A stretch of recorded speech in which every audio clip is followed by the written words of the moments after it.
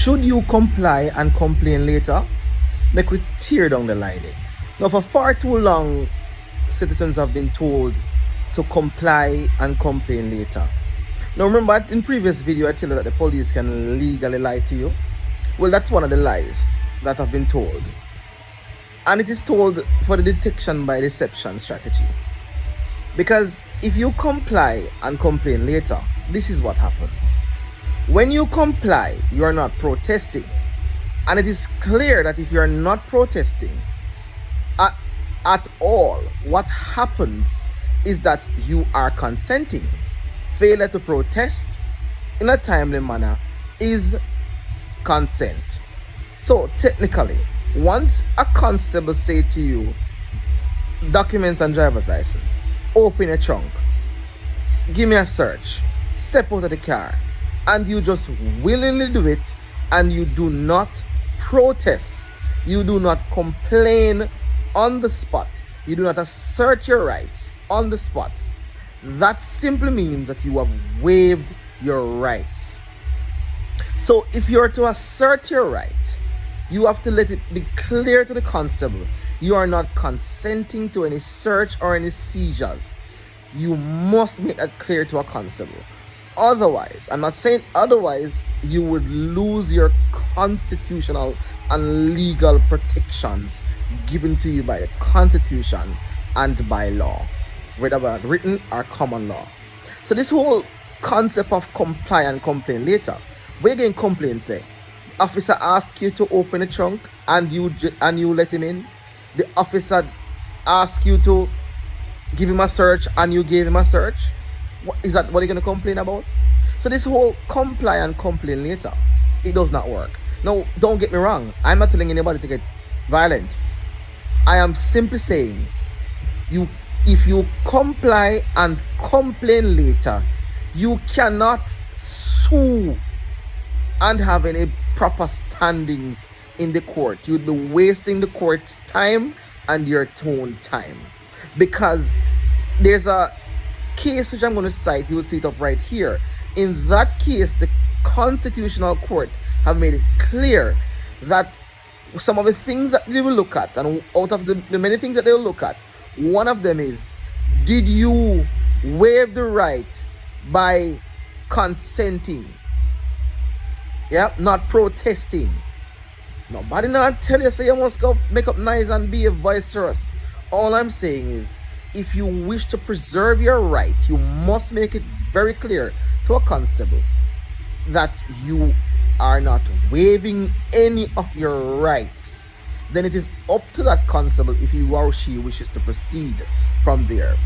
Because the moment you don't complain on the spot, then what happens, for emphasis, is that there's no need for the constable to have reasonable or probable cause to search or anything at all. You are the one who would have consented, yeah, from there forward. Okay, remember, the constable might stop you, but a stop proceeds therefrom to a detention. A stop does not necessarily automatically mean a detention, because it could just simply be a stop for the direction of traffic, yes?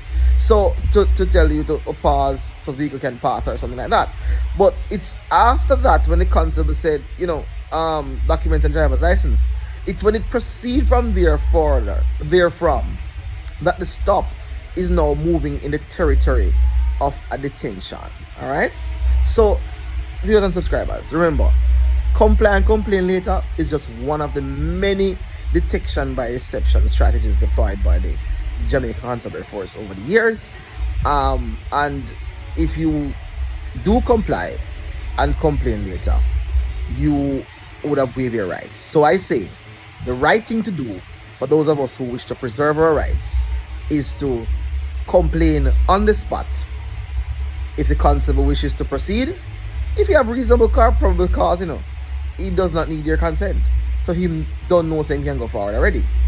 But if him don't have it, then that's how you preserve your rights, so that you can file a proper claim form in the courts and receive compensation for any violation of your constitutional and other legal rights.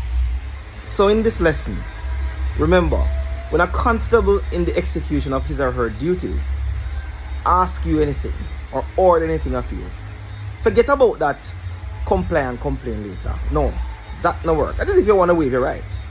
For those of us who want to preserve our rights, the proper procedure is complain to the constable by asserting your rights, comply, and then complain again. So again, remember, complain, comply, and then complain again. Just like you see me do many times. Once the constable is aware that I'm not waiving my rights and the constable insists that they want something, and I know that they don't have reasonable probable cause, I will hand over documents to them or things like that, because I'm preserving my rights for the record. And remember, always record. Use your phone, use your whatever video recording device you have. Record interactions with the police and make sure that they are aware that you are recording them. So no hide, no recording. Take out the phone, whatever, and record. Final food for thought. Don't you ever think though that I'm telling you that you must always comply with a command given by a constable. To each his own, because nobody is under any obligation to comply with an unlawful order. Nobody is obligated to assist any constable in doing any search of his or her person or property. You don't need to assist. So when a constable tells you to open your trunk or blah blah, you don't need to do it. What you do it for is to prevent them from damaging the property, because it might take too long to get it back, So you decide to help them, but always preserve your right. Not just willingly open it like that. Yes? So you're under no obligation. But under each case, like you've seen what I do, depending on the situation, at times I will, give a constable documents even when I know they're wrong, because they've already violated the right, and I can always seek compensation for the violation of the right. Yeah? And in the situations where I see it trajecting towards the constable getting aggressive or might want to use arrest, So at times I'll ask them, will you arrest me if I don't give you this document? Because I will choose to give it over the arrest, yeah? Because I can always seek compensation for the violation of the right. But remember, for some of us who are saying, just comply and just give the officer what you want, I continue to say with emphasis, without rights, we are nothing but slaves. So you have to preserve your right. The Constitution placed that duty on you to preserve your rights for yourself and your future generation. The second paragraph under the Charter of Fundamental Rights and Freedom speaks to that. So it's you. You have to preserve your rights. Don't get me wrong. Agents of the state must take no action against you that violate your rights, but you have a duty to preserve your rights. Until next time, don't order the law.